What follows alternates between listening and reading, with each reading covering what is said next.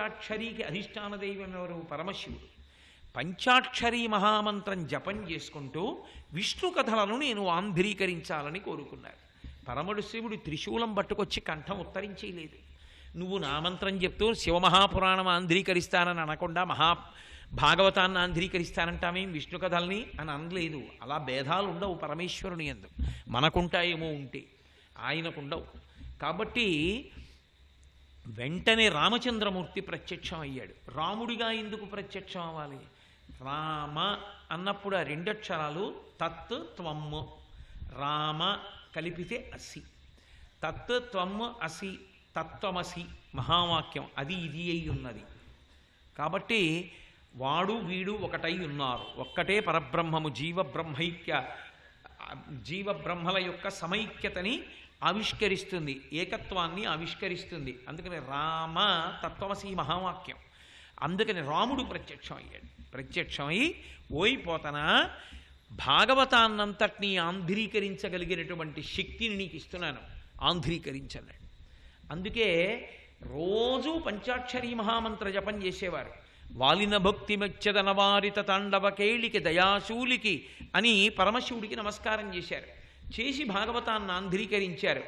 అమ్మా నాకు శక్తినిమ్మని అడిగింది. పార్వతీదేవికి నమస్కారం చేశారు, దుర్గమ్మకి. అమ్మల గన్నయమ్మ ముగురమ్మల మూలపుటమ్మ చాల పెద్దమ్మ సురారులమ్మ కడుపారడి బుచ్చినయమ్మ తన్ను లోనమ్మిన వెల్పుటమ్మల మనంబున ఉండెడి అమ్మ దుర్గమాయమ్మ కృపాబ్ధినిచ్యుత మహత్వ కవిత్వ పటుత్వ సంపదల్లని అడిగారు. అడిగితే ఆ పార్వతీ పరమేశ్వరుల యొక్క అనుగ్రహం, ఆ రామచంద్రమూర్తి యొక్క కారుణ్యంతో ఆయన భాగవతాన్ని ఆంధ్రీకరించలా? ఆంధ్రీకరించి మన జాతికంతటికి మహానుభావుడు బహూకరించలా? ఆ భాగవతం చదువుకుని ఇవాల్టికి మనందరం తరించట్లా? అటువంటి భాగవతాన్ని ఆంధ్రీకరించడానికి కావలసినటువంటి శక్తిని పంచాక్షరీ మహామంత్ర జపం చేత పొందినటువంటి పోతన గారు పంచాక్షరీ మహామంత్ర జపం చేత రామచంద్రమూర్తి యొక్క దర్శనాన్ని సిద్ధింపజేసుకున్నారు. ఎక్కడుంది భేదం? లేదు. అందుకే వారు భాగవత ప్రారంభంలోనే ఒక మాట అంటారు, చేతులారంగ శివుని పూజింపడేని నోరు నవ్వంగ హరికీర్తి నుడువడేని దయయు సత్యంబులోనుగా తలపడేని కలుగనీటికి తల్లుల కడుపు చేటు అంటారు. అమ్మ కష్టపడి నెత్తురు పోగొట్టుకుని అంత ప్రసవ వేదన పడి కన్నందుకు 4 లక్షణములు లేకపోతే ఆ బిడ్డకి అమ్మ పడ్డ శ్రమ, అమ్మ పడ్డ పురిటి వేదన నిష్ప్రయోజనం అన్నారు. ఏ 4 ఉండాలి? చేతులారంగ శివుని పూజింపడేని. చేతులారంగా అంటే పరమభక్తితో పూజ చెయ్యాలి. ఎందుకో తెలుసా? అసలు ఆయన రూపం అది కాదు, నీ కోసం కిందకు వచ్చాడు, అందుకు పూజ చెయ్యాలి. మీరు చూడండి, విష్ణు అన్న మాటకు అర్థం వ్యాపకత్వం, అంతటా నిండిపోవడాన్ని వ్యాపకత్వం అంటారు. శివలింగం దేనికి గుర్తు? వ్యాపకత్వానికి గుర్తు. అంతటా నిండిపోయాడు, పూజ చేయండి అన్నాను అనుకోండి, ఎలా చేస్తారు? చేయగలరా? శంకరాచార్యుల వారే శివానంద లహరిలో చోట అడిగారు, వస్త్రోద్ధూత విధౌ సహస్రకరత పుష్పార్చని విష్ణుత అన్నారు. ఏది? నన్ను సూర్యుణ్ణి చెయ్యి, అన్ని చేతులన్నీ కిరణములు ఉన్నాయి కాబట్టి నీకో బట్ట చుడతాను. అంతటా నిండిపోయిన వాడికి నేను ఎక్కడి నుంచి చుట్టాను? అంతటా నిండిపోయినవాడు ఇలా ఇలా తగ్గుతూ మీ ఎదురుగుండా వచ్చాడు అనుకోండి, అది లింగం అవుతుంది. అంటే మీరు బాగా పట్టుకునే ప్రయత్నం చేయండి. శివలింగం అంటే గోడుగా ఇలా ఉందా, గుండ్రంగా ఇలా ఉందా? ఇప్పుడు ఆ గుండ్రం ఇంకా పెంచాను, ఇంకా ఇలా పెంచాను, ఇంకా ఇలా పెంచాను, ఇంకా ఇలా పెంచి బ్రహ్మాండం చుట్టూ తిప్పాను. ఇప్పుడు అన్నీ ఎందులోకి వచ్చాయి? శివలింగంలోకి వచ్చాయి. అది ఇలా ఉంది కదా, దాన్ని అలా పెంచాను. ఇప్పుడు ఈ బ్రహ్మాండం అంతా దేంట్లోకి వెళ్ళిపోయింది? శివలింగంలోకి వెళ్ళిపోయింది. అందులోనే మనం కూడా ఉన్నాం. కానీ పూజ ఎలా పెరిగిందో అలాగే తరుగుతూ వచ్చేసింది. అంత నుంచి ఇలా ఇలా ఇలా ఇలా ఇలా ఇలా ఇలా వచ్చి ఇంత అయింది. అంతెత్తుకున్నది ఇలా ఇలా ఇలా ఇలా ఇలా ఇలా దిగుతూ ఇలా అయింది. ఇప్పుడు అంతటా ఉన్నదే నీ చేత పూజలు అందుకోవడానికి నీ చేతికి సరిపోయేంత వచ్చి కూర్చుంది. ఎంత అదృష్టాన్ని ఇచ్చింది నీకు! నీ కోసం వచ్చింది. అలా నీ కోసం వచ్చింది అన్న భావన కలగగానే నీలో భక్తి పెళ్ళుపకాలి. అది చేతులారంగ శివుని పూజింపడేని. అసలు ఆయన నీ చేతులకి దొరికేవాడు కాడు. నువ్వు కూడా అందులో ఉన్నావు, నీ చేతులు పట్టావు పూజ చేయడానికి. కానీ నీ చేతికి అందేటంతగా కిందకి కిందకి కిందకి దిగొచ్చి లింగాకృతిని పొందాడు. లింగం గుర్తు, అంతటా నిండిన దానికి ఇది గుర్తయి ఉన్నది. ఇప్పుడు ఈయన వ్యాపకుడే, ఆయన వ్యాపకుడే. అదే మహానుభావుడు ధూర్జటి సువర్ణముఖరీ నదిలో స్నానం చేసి బయటికి వస్తే అంతటా నిండిపోయి కనపడ్డాడు శివుడు. కనపడినప్పుడు ఆయన స్తోత్రం చేశాడు, మహానుభావా నువ్వు ఇక్కడే ఉన్నావని చెప్పడం ఎలా, అంతటా నిండిపోయావు, అంతటా నిండి నిబిడీకృతమైపోయి ఈ బ్రహ్మాండమంతా కలిపి నాకు ఒక శివలింగంగా కనపడుతోంది అన్నాడు. అందుకే అండము అంటారు. అండము అంటే గుడ్డు, గుడ్డు ఆకృతిలో ఉత్తర దిక్కుకి పానవట్టం ఉంటుంది. చేసిన పూజల యొక్క అభిషేక ద్రవాలన్నీ ఉత్తర దిక్కుకు వెళ్ళిపోతాయి, అవే మహాసముద్రాలు అయ్యాయి అని. అలా అంతటా నిండిపోయినటువంటి శివస్వరూపం పూజ అందుకోవడానికి వీలుగా చిన్న లింగాకృతిని పొంది వచ్చి కూర్చుంది. అది ఇంత లింగమే ఉండొచ్చు, కానీ మీకోసం అది చిన్నదైపోయింది. కానీ అది మళ్ళీ తలుచుకుంటే నిండిపోతుంది, పెద్దదైపోతుంది. అది ఘనీభవించింది నీకోసం, ఘనీభవించి అలా చిన్నదై కూర్చుంది నీ ఎదురుగుండా, నీ చేతితో పూజ అందుకోవడానికి వీలుగా వచ్చింది. అలా అనగానే నువ్వెంత పొంగిపోవాలి. అది చేతులారంగ శివుని పూజింపడేని, నోరు నొవ్వంగ హరికీర్తినుడు అడేని. అంతటా నిండిపోయినవాడు ఈ మాంసనేత్రానికి కనపడడం. అలా కనపడవలసిన అవసరం లేనివాడు భక్తులు బాధపడినప్పుడల్లా వాళ్ళ కోసం ఒక రూపంతో కిందకొచ్చి రాక్షస సంహారం చేశాడు. భక్తులు ఏ రూపంతో చూడాలనుకుంటున్నారో ఆ రూపంలోకి వచ్చాడు. ఓడు గుర్రంలా చూడాలనుకున్నాడు, హైగ్రీవుడు అయ్యాడు. ఒకడు కోతిలా చూడాలనుకున్నాడు, హనుమయ్యారు. ఒకడు నేను ఏదో మంగళప్రదమైనటువంటి రూపంతో చూడాలనుకున్నారు, రామచంద్ర ప్రభువు అయ్యారు.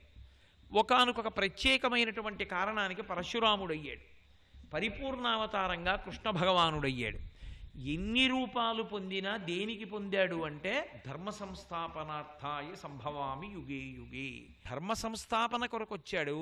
పరిత్రాణాయ సాధూనాం వినాశాయ చ దుష్కృతాం. పరమభాగవతోత్తములైనటువంటి వాళ్ళు నన్ను ఈ కంటితో చూడాలనుకుంటున్నారు కాబట్టి నేను ఒక మనుష్యుడిలా చూడడానికి వీలుగా, ముట్టుకోవడానికి వీలుగా చేతులకు దొరికేవాళ్ళ దిగొచ్చేశానన్నాడు.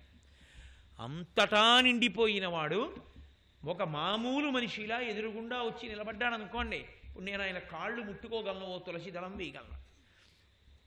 ఇప్పుడు శివలింగంగా వచ్చినా ఆ తత్వమే, విష్ణువు ఒక ఎదురుగుండా కంటికి కనపడే అవతారంగా వచ్చినా ఆ తత్వమే. ఏది తేడా? తేడా లేదు. అందుకే ఏం చెయ్యాలి? ఉదయం వేళ శివలింగానికి పరమభక్తితో అభిషేకం చేసి పూజ చేయి. సాయంకాలం అయ్యేటప్పటికీ కంఠం నిప్పి పెట్టేటట్టుగా, నీ కంఠనాళాలు డస్సిపోయి నిప్పెట్టినా పర్వాలా, నీ జన్మకి సార్థక్యం అంటూ ఏమైనా ఉంటే అదే. ఎప్పుడైనా శరీరం పడిపోయే లోపల ఒకానొక నాడు ఒత్తిడికి ఉపన్యాసాలు చెప్పి చెప్పి చెప్పి చెప్పిరా కంఠంలో ఎంత నిప్పు వచ్చిందో అంత నిప్పితో కూడా చెప్పా అన్న చెప్పుకున్న రోజు ఏదైనా మిగిలితే పోతన గారు చెప్పిన రోజు నీకు మిగిలింది. నోరు నొవ్వంగా హరికీర్తి నుడువడేని, నోరు నిప్పెట్టేటట్టుగా సాయంకాలం ఆ మహావిష్ణువు గురించి చెప్పగలవా? దయయు సత్యంబు లోనుగా తలవడేని, ఇతర ప్రాణుల పట్ల దయతో ఉండగలవా? సత్యంబు, అబద్ధం ఆడకుండా ఉండడం. సత్ తీయం సత్యం, ఏది శాశ్వతమైనదో ఆ వస్తువు నువ్వు అవ్వాలన్న కోరికతో ఉండడం సత్యం. అందుకని సత్యనారాయణ. అటువంటి సత్యమునందు అపేక్షతో బ్రతకడం, ఈ జన్మ ఆఖరి జన్మ కావాలని శాశ్వతత్వం కోసం ప్రయత్నం. ఇప్పుడు మొదలు పెడితే ఏమో ఎప్పటికైనా పండుతావు. కాబట్టి దయయు సత్యంబు లోనుగా తలపడేని, లోపల తలుచుకోనప్పుడు. కలుగనీటికి తల్లుల కడుపు చేటు, ఎందుకు వాడు పుట్టి ప్రయోజనం ఏమిటి ఇంకా అని పోతన గారి లాంటి పరమ మధురాతి మధురంగా మాట్లాడేటటువంటి భక్తుడు, కవి కించిత్ కఠినంగా మాట్లాడారు అంటే భగవంతుని యందు భేదబుద్ధితో ఉండడం, శివకేశవులు వేరన్న భావన ఉండడం ఎంత ప్రమాదకరమో మీరు ఆలోచించండి. అందుకే జీవితములో ఎప్పుడూ భేదబుద్ధితో ఉండకూడదు, వాళ్ళిద్దరూ ఒక్కటే అన్న భావనతో ఉండాలి. మహాత్ములైనటువంటి వారు పంచాక్షరీ మహామంత్రం చేసి విష్ణు కథలను ఆంధ్రీకరించారు. ఇంకా భారతాన్ని ముగ్గురు ఆంధ్రీకరించారు, భాగవతాన్ని పోతన గారు ఒక్కరే ఆంధ్రీకరించారు. అంత శక్తి పొందగలిగారు అంటే అది భగవంతుని యొక్క కారుణ్యము. శ్రీకృష్ణ కర్ణామృతం అని మహానుభావుడు లీలాశుకుడు అనేటటువంటి ఒక పరమభక్తుడు రచన చేశాడు. ఆయన శ్రీకృష్ణ పరమాత్మ యొక్క లీలలు ఎన్నో దర్శనం చేశాడు. భాగవతంలో చెప్పినవి కాదు, భాగవతంలో చెప్పనివి ఆయనకు కనపడ్డాయి. అంటే ఆయన కోసం మళ్ళీ కృష్ణుడు బాలుడై లీలలు చేస్తూ ఆయనకి దర్శనమిచ్చాడు. ఎంత అదృష్టం! ఏం మాటలా! ఆయన ఒక మాట అన్నాడు, శైవావయం నఖల తత్ర విచారణీయం పంచాక్షరీ జపపరా నితరాం తథాపి. నేను కేవలముగ శైవుణ్ణి, నేను కృష్ణకర్ణామృతం చేశాను, శ్రీ మహావిష్ణువుని ప్రార్థన చేశాను, కృష్ణుడి యొక్క దర్శనాన్ని పొందాను, కృష్ణలీలలు చూశానని నేను వైష్ణవుణ్ణి అనుకుంటున్నారేమో. కాదు, నేనే చెప్తున్నాను, శైవావయం నఖలు తత్ర విచారణీయం. మీ బుర్ర పెట్టి మీరేమో ఆలోచించక్కర్లేదు, నేనే చెప్తున్నాను. నేను పరమశైవుణ్ణి. పంచాక్షరీ జపపరాం నిటరాం తథాపి. నేను ఎప్పుడూ పంచాక్షరీ మహామంత్రమే చేస్తూ ఉంటాను. కానీ నాకున్నటువంటి లక్షణం ఏమిటో తెలుసా? అతసీ కుసుమావభాసం అతసీ పుష్ప సంకాతం కృష్ణం వందే జగద్గురుం అంటామే. అతసీ పుష్పం ఎలా ఉంటుందో అటువంటి రంగు కలిగినటువంటి శ్రీకృష్ణ పరమాత్మని లోపల ధ్యానం చేస్తూ ఉంటాను. శైవుణ్ణి, చక్కగా విభూతి పిండికట్లు పెట్టుకుంటాను, చక్కగా పంచాక్షరీ మహామంత్రమే చేస్తూ ఉంటాను, లోపల చిన్ని కృష్ణుణ్ణి దర్శనం చేస్తూ ఉంటాను. ఏమిరా చేసేది శివమంత్రమా, పెట్టుకున్నది విభూతి పిండికట్లా, మనసులో చూసేది కృష్ణుణ్ణా అని శివుడు త్రిశూలం పెట్టి కంఠం ఉత్తరించాడా? పంచాక్షరీ మహామంత్రం చేస్తూ విభూతి పెట్టుకుంటే నీకు నేనెందుకు కనపడతానది కృష్ణుడు కనపడ్డం మానేశాడా? కనపడలా? వాళ్ళిద్దరు రెండైతే, వాళ్ళిద్దరు వేరైతే అలా ఎలాగ సిద్ధి కలుగుతుంది? కలగదు, భక్తుడికి ప్రమాదం వస్తుంది. అవి రెండు కాదు, ఒక్కటే. ఇంకా చమత్కారం ఏమిటో తెలుసా? ఆయన శివుణ్ణి ప్రార్థన చేస్తూ కృష్ణుణ్ణి దర్శనమిమ్మని శివమంత్రాన్ని జపం చేస్తున్నాడు, కృష్ణుడిగా దర్శనమిమ్మని కోరుకున్నాడు. పరమేశ్వరుడు ఎంత చమత్కారం చేశాడో తెలుసా? శ్రీరాముడిగా దర్శనమిచ్చాడు. శ్రీరాముడు ఒకడు, కృష్ణుడు ఒకడునా? ఆయనే కదూ. ఈయనన్నాడు నమస్కారం పెట్టలేదు. భగవంతుడు కనబడితే ఇలా అనద్దండి, వెంటనే పెట్టలేదు. ఆయన పెట్టకుండా అన్నాడు, ఏమనుకోకండి, ఓ చిన్న మాట చెప్తానన్నాడు. ఏమన్నాడు అంటే, ఎదురుగుండా కనపడగానే నమస్కారం పెట్టకపోతే రాముడు ఆశ్చర్యపడి, దేవుడు నేను కనపడితే నమస్కారం పెట్టిన వాడు ఎవడు ఉంటాడు అని ఆయన తెల్లబోయి చూశాడు. చూస్తే ఈయనన్నాడు, తెల్లబోకండి. విహాయకోదండ శరౌ ముహూర్తం గృహాణపాణిం మణిచారువేణుం మయూరబర్హంచ నిజోత్తమాంగే సీతాపతే త్వాం ప్రణమామి పశ్చాత్ అన్నాడు. ఏమనుకోకండి, ఓ చిన్న మాట చెప్తాను. మీ చేతిలో కోదండ ఉంది కదూ, దాన్ని కాసేపు పక్కన పెట్టేయండి. ఆ కోదండం పక్కన పెట్టేసి, ఆ ధనస్సు పక్కన పెట్టేసి, ఆ రాముడే కృష్ణుడు నాకు తెలుసు, కానీ ఇలా ఉంటే నాకు నమస్కారం పెట్టబుద్ధీదు. అందుకని ఆ ధనస్సు పక్కన పెట్టేసి వేణువు తీసుకోండి. ఆ వేణువు ఇలా పట్టుకోండి. పట్టుకుని పైన కిరీటం ఉంది కదూ, దాన్ని కాసేపు పక్కన పెట్టేసి ఓ నెమలీక పెట్టుకోండి. మయూరబర్హంచ నిజోత్తమాంగే సీతాపతే, ఓ సీతాపతి రామ, అప్పుడు నమస్కారం పెడతాను. ఎవరికి? నీకే. కానీ కృష్ణుడిగా కనబడితే పెడతా. సీతాపతే త్వాం ప్రణమామి పశ్చాత్, అప్పుడు పెడతా. ఎందుకో తెలుసా? నాకు కృష్ణుడిగా చూడాలని ఉందయా. అదేమిటా, కృష్ణుడు ఒకటి నేనొకటినా అని రాముడు అనలేదు. అదేమిట్రా, శైవుడివి కదా, పంచాక్షరి మహామంత్రం చేస్తూ కృష్ణుడిని అడుగుతాయేమిటి? శివుడు అడగలేదు. చిత్రం ఏమిటంటే, పంచాక్షరీ మహామంత్రం చేస్తూ రాముడు కనబడితే నువ్వు కోదండాన్ని పక్కన పెట్టి వేణువు పట్టుకుని నెమలీక పెట్టుకుంటే నమస్కారం పెడతానంటే, భక్తుడి కోసం అలాగేనని కోదండం పక్కన పెట్టి ఓ నెమలీక పైన ఎట్టుకుని వేణువు ఇలా పట్టుకుని దర్శనమిచ్చాడు. అప్పుడు సీతాపతే నీకు నమస్కారం అన్నాడు. మళ్ళీ సీతాపతే ఏమిట్రా అంటే, సీతాపతేగా కృష్ణ అదేంటే రుక్మిణీపతే, నీ సీతకి రుక్మిణికి భేదమే ఉంది, అందుకని సీతాపతే త్వాం ప్రణమామి పశ్చాత్, నమస్కారం నీకు. అంటే అభేదమైనటువంటి భావన మనసులో ఉండడం అన్నది ఎంత ప్రధానము. మార్గశీర్షం ఉపాసన సిద్ధించడము అంటే ఉన్నది ఆ ఒక్క తత్వమే అన్నది ఎరుకలోకి రావాలి. అందుకే మహాభారతంలో ద్రోణపర్వంలో ఒక విశేషం ఉంది. ఆ అర్జునుడు విశేషమైనటువంటి యుద్ధం చేస్తున్నాడు. అంత యుద్ధం చేస్తున్నప్పుడు ఆయనకు ఒక విశేషం కనపడేది. ఈయన రోజు యుద్ధానికి వెళ్ళడం, యుద్ధం చేసి ఎవరినన్నా చంపాలనుకుని బాణాలు వేయడం, తీరా ఈయన చంపేటప్పటికీ ఈయన బాణం పడి చచ్చిపోయినట్టు కనపడేవాడు కాదు, ఎదుర్కొన్నవాడు. ఎవరో ఒక ఆయన త్రిశూలం పట్టుకుని అవతల వాడిని పొడిచినట్టు అందుకు వాడు చచ్చిపోయినట్టు కనపడేది. ఏమిటో నా బాణానికి చచ్చిపోయిన వాడు ఒకడు కనపడలేదు. అందరూ కూడా ఎవరో ఒక మహానుభావుడి యొక్క త్రిశూలం దెబ్బగా పడిపోతున్నారు. ఏమిటిది, అసలు నేను చంపుతున్నానా చంపట్లేదా అనుమానం వచ్చింది. ఒకరోజు శిబిరంలోంచి బయటికి వస్తున్నాడు వేదవ్యాసుడు కనబడ్డాడు. మహానుభావుడు కదా వేదవ్యాసుడు. వెంటనే ఆయన పాదాలకి పూజ చేసి నమస్కారం చేసి చిన్న బుచ్చుకొని నిలబడ్డాడు. ఏం అర్జున అలా ఉన్నావు, ముఖం కొంచెం విచారంగా ఉంది. అయ్యా మీ వంటి పెద్దలే చెప్పాలి జవాబు. ఇంత కష్టపడి ధనుర్విద్య నేర్చుకున్నాను, ఇన్ని అస్త్రాలు సంపాదించాను, ఇంత గాంధీవం పట్టుకుంటాను, యుద్ధానికి ఎడతానా, వెళ్ళి రోజు బాణం వేస్తానా? నేను బాణంతో కొట్టినంతసేపు నేను కొడుతున్నట్టు కనపడుతుంది. ఖచ్చితంగా అవతలవాడు చచ్చిపోయే దెబ్బ నేను కొట్టినప్పుడు నా బాణం తగిలి చచ్చిపోతున్నట్టు కనపడదు. ఎవరో ఒక ఆయన ఎదురుగుండా నిలబడి త్రిశూలం పెట్టి పొడిస్తే చచ్చిపోతున్నట్టు కనపడుతోంది. అసలు నేను చంపుతున్నానా ఇంకెవడైనా చంపుతున్నాడా చెప్పండి అని అడిగాడు. ఆయన నవ్వి అన్నాడు, పిచ్చివాడా, హరిహరుడు చంపుతున్నాడు. హరి నీకు సారథిగా కూర్చున్నాడు, హరుడు పరమశివుడు చంపుతున్నాడు. నువ్వు నిమిత్తమాత్రం భవ సవ్యసాచి. నువ్వు బాణాలు ఒకటే వేస్తున్నావు. అసలు చంపుతున్నవాడు ఎవరో తెలుసా? పరమేశ్వరుడు.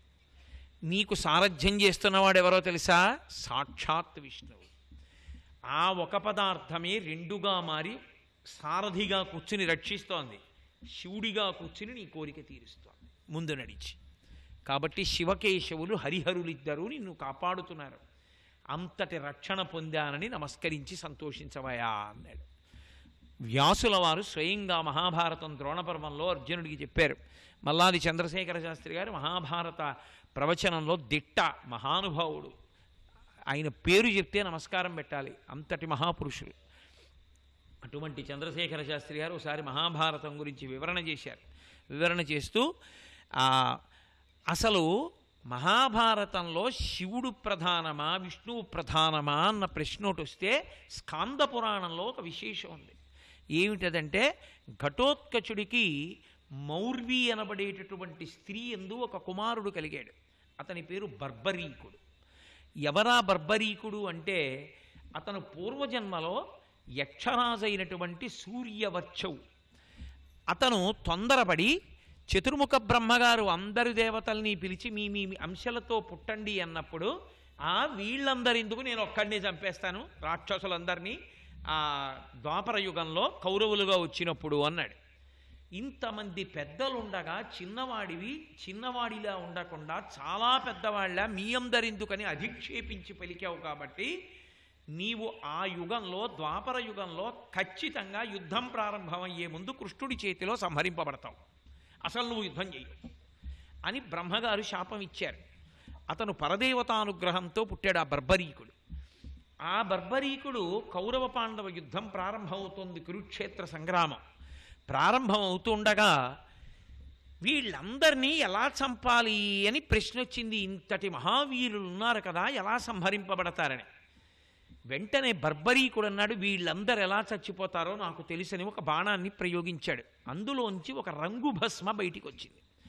బయటికి వచ్చి ఎవరిని ఎక్కడ కొడితే చచ్చిపోతారో అక్కడక్కడ పడింది. అది భీష్మాచార్యుల వారికి ఒంటి నిండా పడింది, ద్రోణాచార్యుల వారికి కంఠం మీద పడింది, కృపాచార్యుల వారి మీద పాండవుల మీద పడలేదు, కృష్ణ భగవానుడికి కాళ్ల మీద పడింది. కృష్ణ పరమాత్మ ప్రత్యేకంగా అనుగ్రహం ఇచ్చి కింద శరీరాన్నంతటినీ దహించి అంత్యేష్టి సంస్కారం చేసేసి ఈ శిరస్సునొక్కదాన్ని తీసుకెళ్ళి ఓ కొండ మీద పెట్టారు. ఇక్కడ జరుగుతున్న యుద్ధాన్నంతటినీ నువ్వు చూడన్నారు. కృష్ణ పరమాత్మ యొక్క అనుగ్రహంతో ఆ తలకై సజీవంగా ఉండి యుద్ధం చూసింది. 18 రోజుల కురుక్షేత్ర సంగ్రామం పూర్తయిపోయింది. పూర్తయిపోయిన తర్వాత ఒక రోజున ధర్మరాజు కృష్ణుడి దగ్గరికి వెళ్ళి, మహానుభావా, నువ్వు లేకపోతే ఈ యుద్ధం ఎక్కడ జరుగుతుంది? మేము ఎక్కడ నిలబడతాం? ఎక్కడి నుంచి విజయం వస్తుంది? నువ్వే సమస్తమై పాండవులను కాపాడి ఈ విజయానికి కారణమయ్యావు. అటువంటి నీకు నమస్కారం అన్నాడు. వెంటనే భీమసేనుడు వచ్చి అన్నాడు, ఏం చేశాడు కృష్ణుడు? అర్జునుడి రథం తోలేడు, ఓ సారథి అంతే. అతనేం ధనస్సు పట్టుకున్నాడా, చక్రం పట్టుకున్నాడా, యుద్ధం చేశాడా, ఎవరినన్నా చంపాడా? చంపింది నేను, అర్జునుడు. మా ఇద్దరినీ పొగడడం మానేసి ఓ రథం నడిపిన వాడిని పట్టుకుని పొగుడుతున్నావేమిటి? ఏం చేశాడు ఈయన అని అడిగాడు. ఏమీ అనకుండా కృష్ణ పరమాత్మ చిరునవ్వు నవ్వారు. అసలు ఎవరు చంపారో బర్బరీకుడికి తెలుసు, తలకాయ కొండ మీద ఉంది. యుద్ధం ప్రారంభంలో చంపి తల పెట్టారు కాబట్టి రండి ఆయన్ని అడుగుదామని అందరూ కలిసి బర్బరీకుడి తల దగ్గరికి వెళ్ళారు. సర్వం శ్రీ ఉమామహేశ్వర పరబ్రహ్మార్పణమస్తు. స్వస్తి.